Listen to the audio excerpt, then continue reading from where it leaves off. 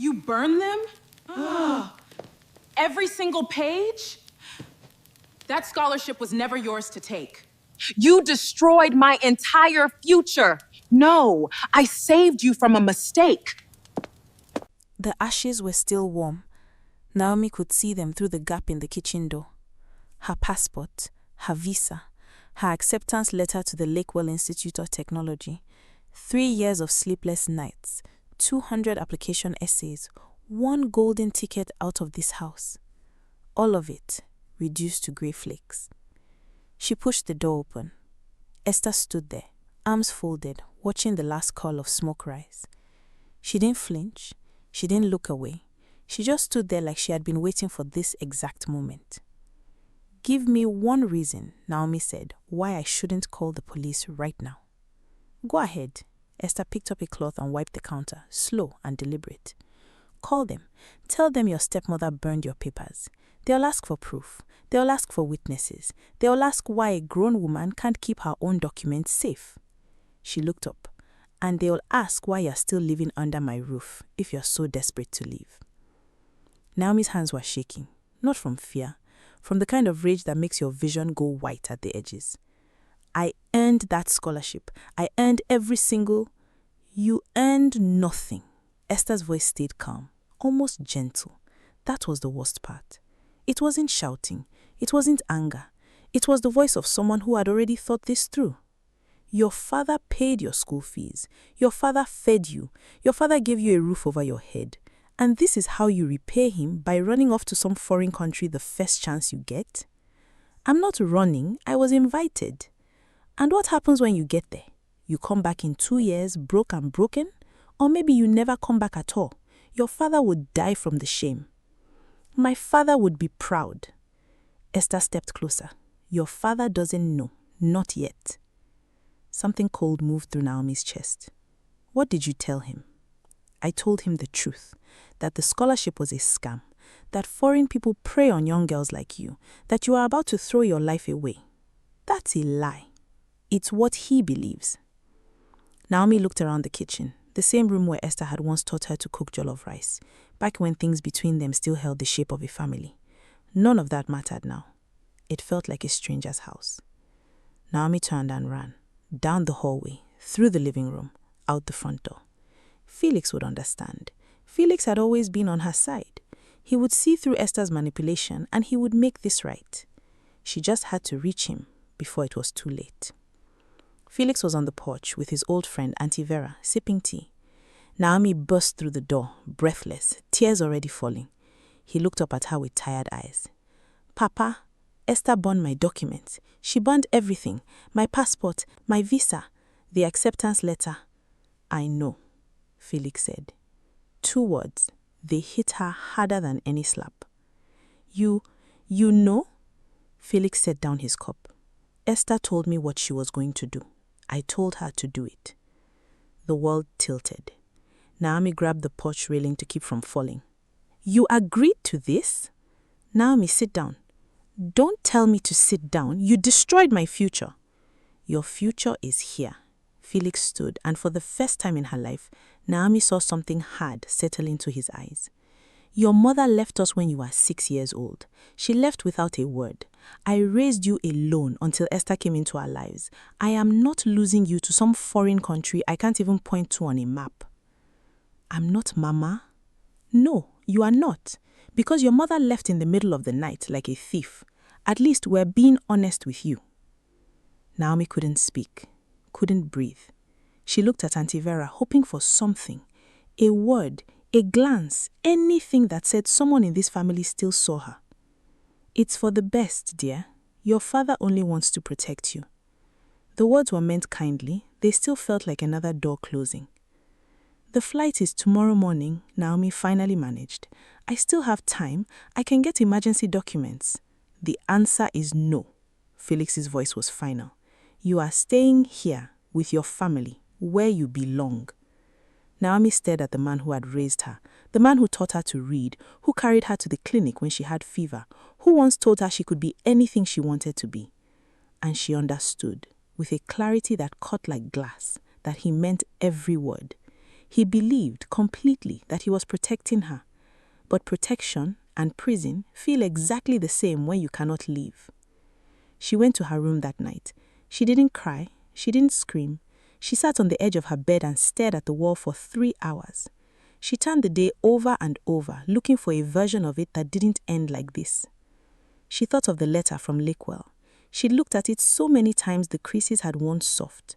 She thought of every application essay drafted at midnight after chores, revised in secret so Esther wouldn't find them. All of it had led here, to a locked door dressed up as a father's love. There wasn't one. So she picked up her phone and called the only person who might understand. Ogechi answered on the second ring. Ogechi? What's wrong? You sound... She burned them, Ogechi. Esther burned everything. My passport, my visa, the acceptance letter. And my father helped her. Silence. Then a sharp breath. I'm coming over. No, don't. There's nothing anyone can do now. I can think of several things I would like to do to that woman. Don't. Naomi lay back on her bed. Just don't. The next morning, Naomi watched the sun rise from her window. Somewhere, a plane was taking off without her. A seat that should have been hers. A future that should have been hers. Esther knocked on her door. Breakfast is ready. Naomi didn't answer. I know you are awake, Esther said through the door. Come eat, we need to talk about your future. My future? Naomi thought. You already decided my future. But she got up. She walked to the kitchen. She sat down across from her stepmother, not because she was hungry and not because she had forgiven anything. She needed to understand something first. Why? She asked. Esther placed a plate in front of her, rice and stew, the way Naomi liked it. The kindness made it worse. Because I know what happens to girls who leave, Esther said quietly. I was one of them. Naomi looked up. What do you mean? Esther sat down. For a long moment, she just stared at her hands. When I was your age, I had a chance too. A scholarship to study nursing abroad. My mother didn't burn my papers. She did something worse. She made me believe I wasn't good enough, that I would fail, that everyone would laugh at me. And I believed her. Her voice cracked, just slightly. I stayed. I married a man I didn't love. He left me with nothing. I spent 10 years rebuilding my life from scratch. When I met your father, I swore I would never let another young woman make the same mistake I did. Your mother talked you out of your dream, Naomi said slowly. So you burned mine? I saved you from disappointment. I saved you from your own life. The kitchen went quiet. Even the street outside seemed to hold its breath. Esther stood. Eat your food, she said. Chike is coming this afternoon. I want you to meet him properly. Chike, Esther's nephew. Naomi had met him once, 2 years ago at a family gathering. Polite, well-dressed, completely uninteresting to her.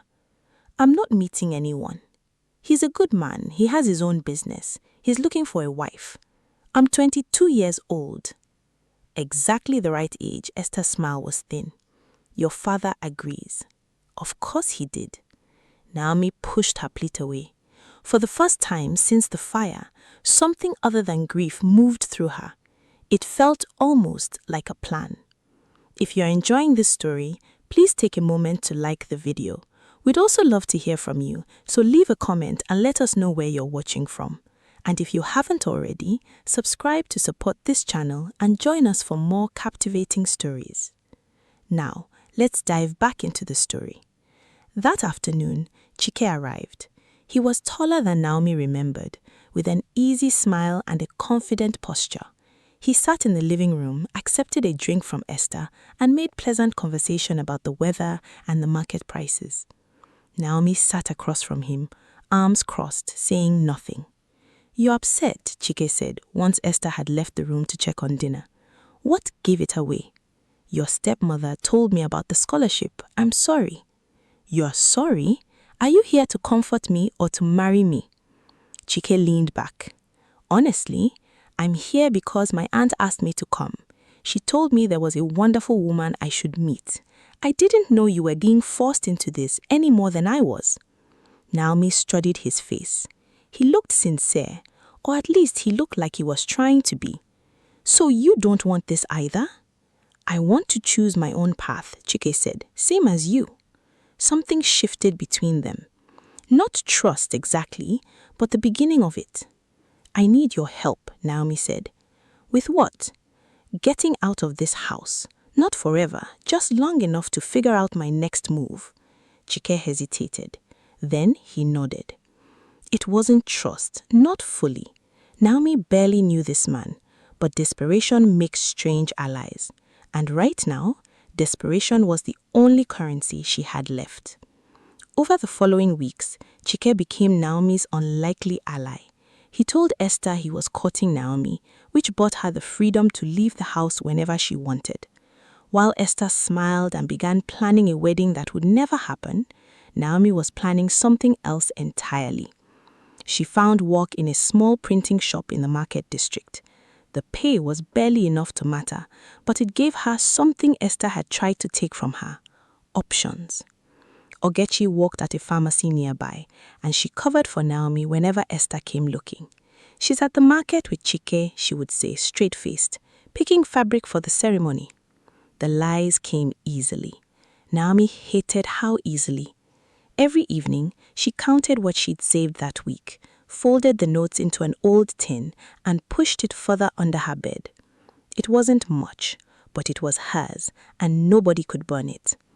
Esther began calling relatives about wedding colors and venue halls, pleased with herself in a way Naomi hadn't seen since the fire. She mistook Naomi's quiet cooperation for surrender. She had no idea that the quietest people are often the ones already halfway out the door. 6 months after the fire, Naomi had saved enough to rent a tiny room above a tailor's shop. She moved out while Felix was at work and Esther was at her women's group meeting. She left a note on the kitchen table. I love you, Papa, but I have to live my own life. I'll visit every Sunday. She didn't mention Esther. Felix called that night. He was angry, hurt, confused. How could you leave like this, like your mother? I'm not like Mama. I told you where I'm going. I told you I'd visit. I'm not disappearing. I'm growing up. There was a long silence. Then Felix said very quietly, be safe. The first year was brutal. Naomi worked in the printing shop through the day and took online courses at night.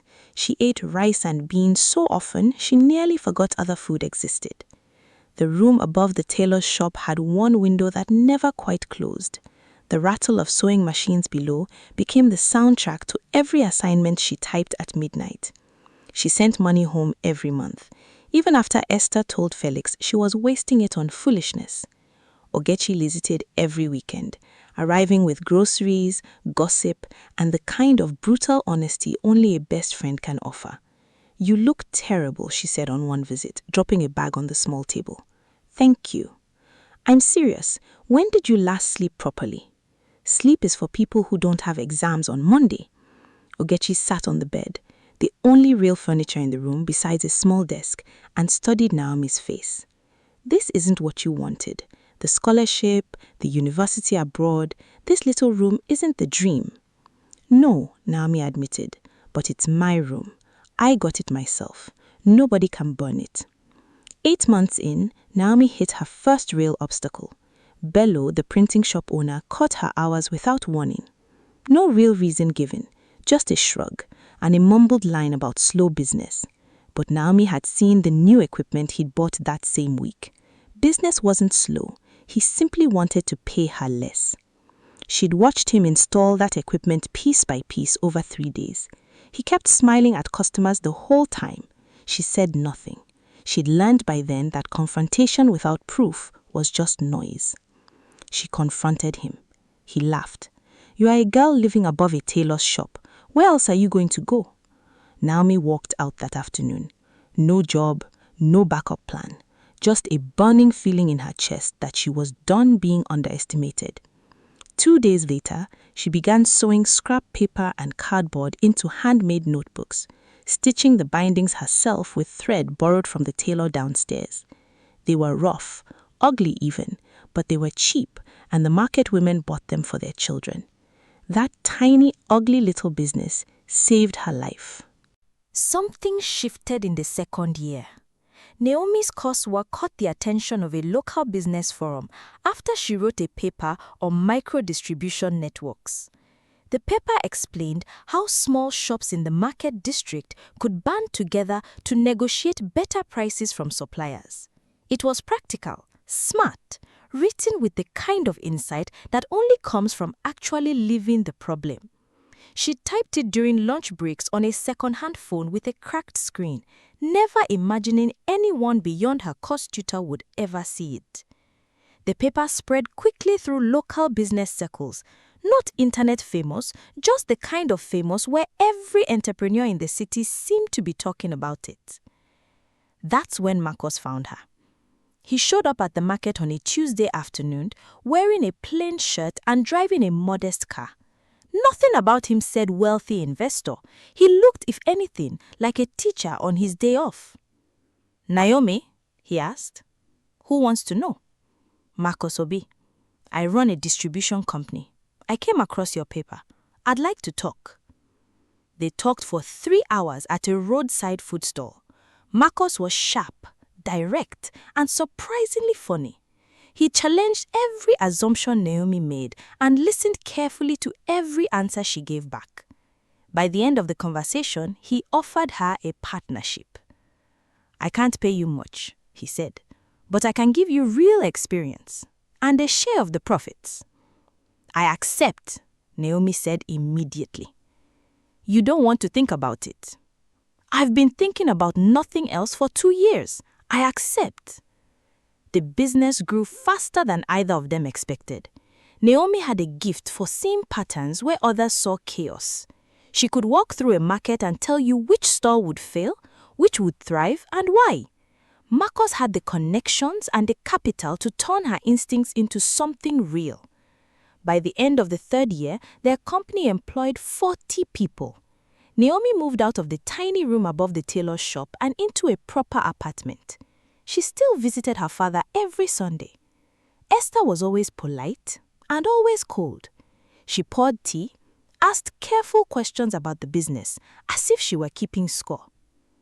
40 employees, Esther said one Sunday, her voice neutral. "That's impressive." "Thank you. And you did all this without a foreign degree." Naomi looked at her steady. "I did this despite you." Esther's teacup paused halfway to her lips. Then she kept sipping, as if Naomi hadn't spoken at all. But Esther, it turned out, wasn't finished with her yet. That same week, a city inspector showed up at Naomi's warehouse. Someone had filed an anonymous complaint about building code violations. The inspector found nothing wrong, but the visit cost 3 days of production and a week without sleep. Workers stood idle at their stations while he combed through fire exits and storage racks with a clipboard and a flashlight. He muttered measurements under his breath. Naomi watched from her office window, arms crossed, saying nothing. Her jaw ached from clenching it. Ogechi figured it out first. It was Esther. She has a friend at the city office. "I can't prove that." "I don't need to prove it. I know it." Ogechi's jaw tightened. "She's trying to burn your future again. Only this time she can't use a stove."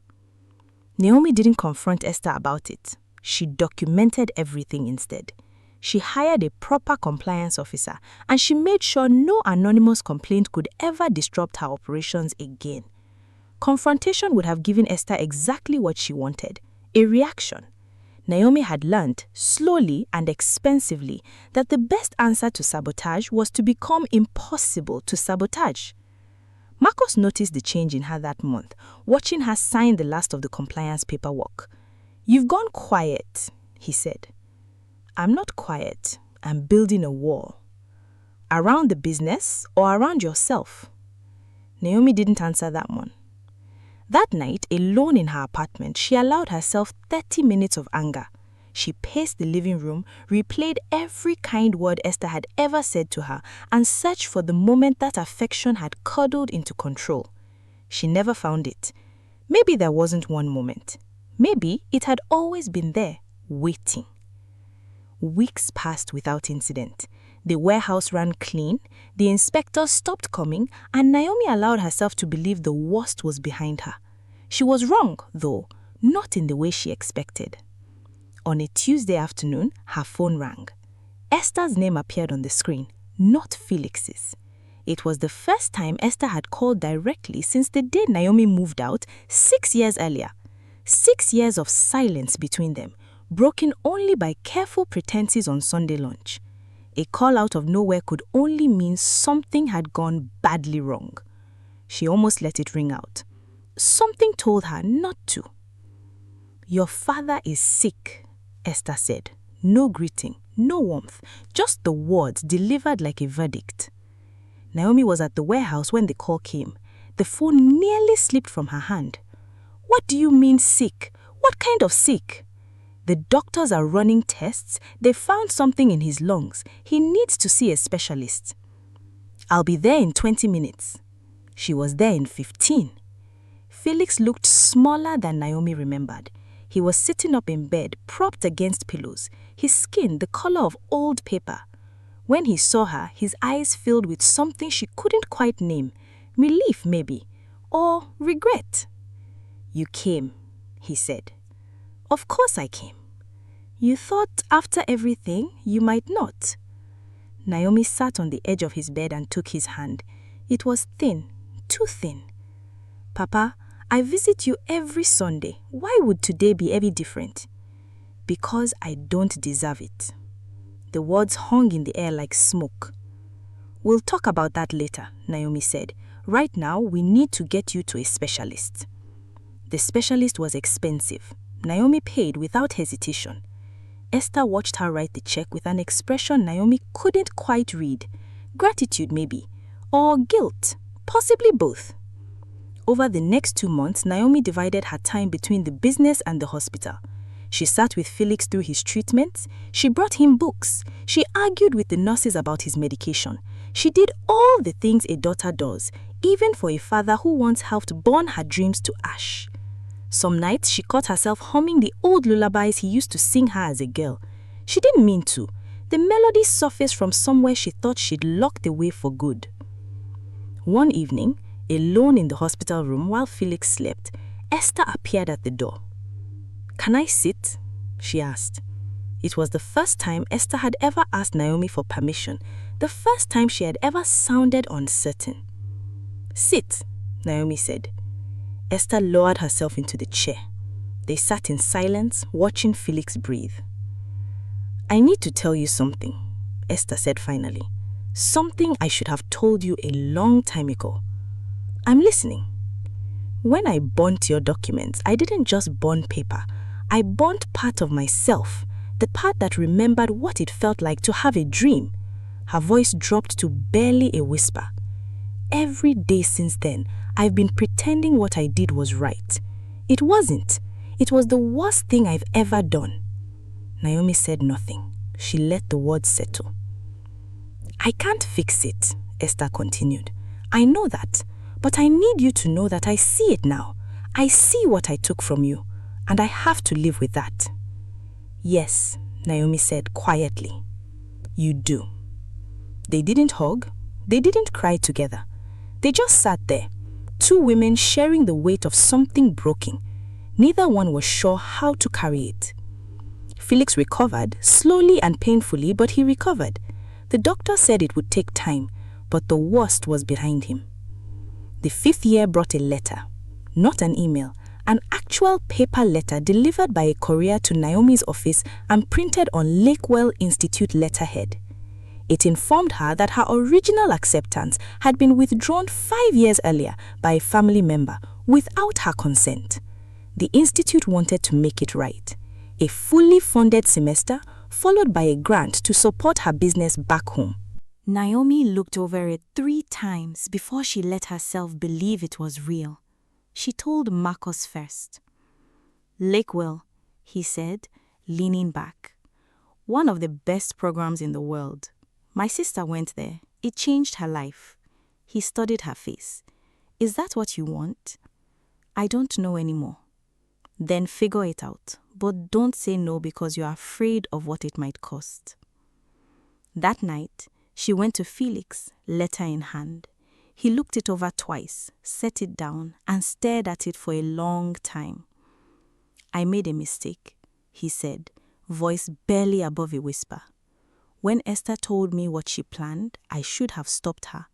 I let my own fear decide for you. Your mother left, and I thought if you went abroad, you'd leave too. I know now that isn't true. I've known it for years. I just didn't know how to say it. Naomi held his hand. She didn't forgive him out loud, not yet, but something in her chest loosened. Before deciding anything, she went to see Chika, who now ran his own logistics company 2 cities over. She needed to understand the woman who had shaped so much of her life. My aunt wasn't always like this. When she was young, she was gentle. Then her own mother crushed her dream to study abroad, not with fire, with words. She made Esther feel worthless until Esther gave up on her own. He leaned forward. My grandmother learnt that from her mother. It's a chain, Naomi. Every woman in that family held back the one who came after her, and every one of them believed she was protecting her. The pattern hit Naomi harder than the letter had, not just Esther's cruelty, but its inheritance. How do we break it? I don't know, Chika said, but it starts with you. A week later, Naomi invited everyone to dinner. Felix, Esther, Ogechi, Marcos, Chika, Auntie Vera. She cooked the meal herself, rice and stew, the way Esther once made it for her. After the plates were cleared, she stood and placed the Lakewell letter on the table. 5 years ago, my stepmother burned my travel documents. My father agreed to it. She let that sit before continuing. Since then, I built a business from nothing without either of them.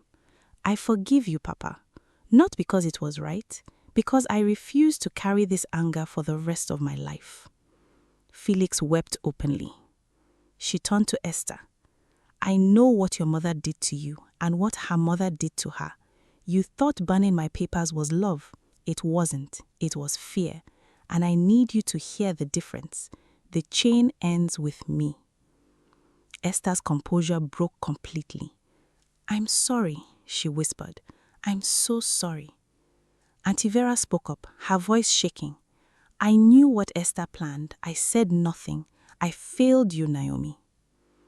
Naomi crossed the room and embraced Esther. Not forgiveness, not yet, but an ending to the war between them. 3 weeks later, Naomi boarded a plane for the first time in her life. Ogechi came to the airport, crying and laughing in the same breath. Felix came too, standing a little apart, still carrying his guilt like a second skin. Marcos handed her a notebook. Write everything down, he said. We'll need your insights when you get back. Esther didn't come to the airport, but she called that morning. I want you to know that I'm going to talk to someone, a counselor. Chika helped me find one. That's brave, Naomi said, and meant it. It's terrifying. I know. Have a safe flight. Thank you, Esther. The semester at Lakewell was everything Naomi had imagined and nothing like she expected. The coursework was challenging, the campus beautiful, the other students brilliant. What surprised her most was how much she already knew. She sat through lectures on supply chains and realized she'd been running a real version of one for years. She caught herself correcting professors on emerging markets. It wasn't out of arrogance. Her market stall vendors had solved the same problems months earlier with nothing but a phone and a prayer. Halfway through the semester, the dean of the business school called her into his office. Your professors tell me you have practical experience most of our students lack. We'd like to partner with your company, consulting resources, international market access, and a grant to expand your operations. In return, you'd serve as a field partner for our research programs. You want to invest in my business? We want to invest in what you represent, a self-made entrepreneur who built something from nothing. That's the story this institution was supposed to be about. We lost sight of it 5 years ago. We'd like to correct our mistake. Naomi flew home 6 months later with a signed partnership agreement, a grant that would triple her company's capacity, and a peace she hadn't expected to feel.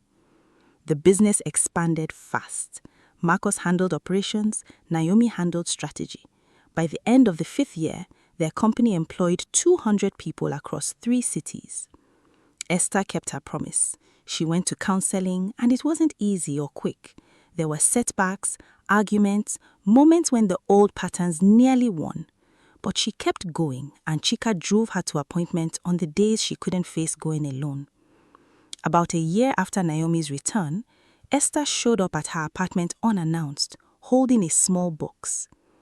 Inside was a new passport, valid for 10 years. "I can't undo what I did," Esther said, her hands shaking, "but I can make sure nothing like it happens again. If you ever want to travel for business or for anything at all, no one will ever take it from you." Naomi held the passport against her chest. She didn't say thank you. The word felt too small. "Esther," she said instead, "would you like to come in for tea?"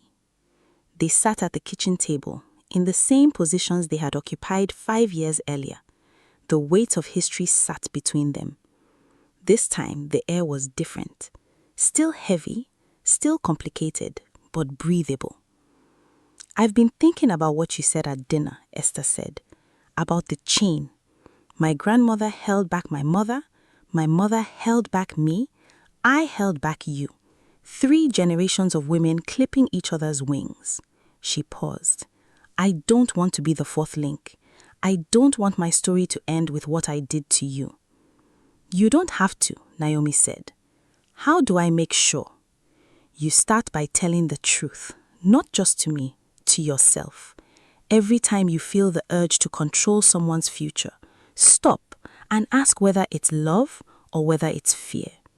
If it's fear, let go." Esther nodded slowly. "That sounds simple. It's the hardest thing in the world." 2 years passed. Naomi's company kept growing. She began mentoring young women who arrived at her office carrying the same fire she once carried, the same hunger to prove themselves, the same terror of being held back. One of them was Amara, Chika's younger sister, 18 years old, brilliant, scared, holding an acceptance letter from a university abroad and terrified of what her family would say. Naomi looked at the letter and felt the ghost of her own letter burning on a stove that no longer existed. "Your family loves you," she told Amara, "and love can be a cage if you let it. It can also be a foundation if you build it right. What if they say no? Then you go anyway, but you don't go angry, you don't go running. You go with purpose, and you come back with more to give than you took." Amara studied her. "Did you come back?" "I'm here, aren't I?" It was a small smile Amara gave her, but it was real. That night, Naomi sat on her balcony looking out over the city that had trapped her, then freed her, then quietly become her home. She thought about the ashes on the stove, the missing flight, the years of rice and beans, the letter that arrived 5 years too late, the dinner that changed everything, the passport in a small box. She thought about the chain and how it doesn't end with a dramatic gesture or a grand confrontation. It ends with a quiet choice.